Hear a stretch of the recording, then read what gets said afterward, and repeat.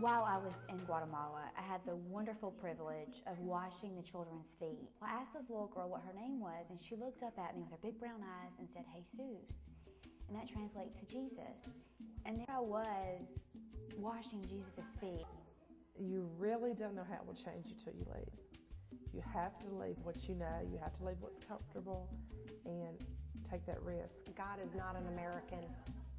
Many of the people that I saw in Guatemala, I'm going to be in heaven with, and we'll all speak the same language.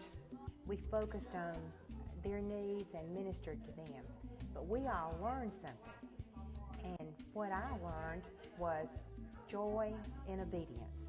And when we handed out the first pair of shoes, the little girl's foot I picked up and put in my hand, and it fit in my hand. It was so dirty and worn.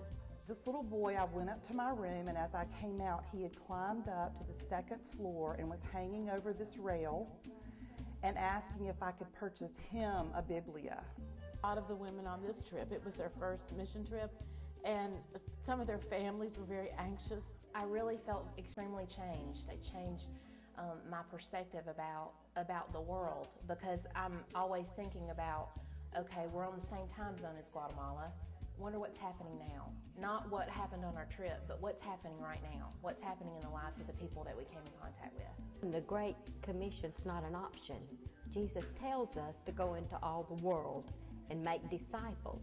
Not everyone can go, but everyone can participate. And the outpouring from our church and the interest, it was just really neat. When God said, you know, who shall I send? For them to think, well, send me.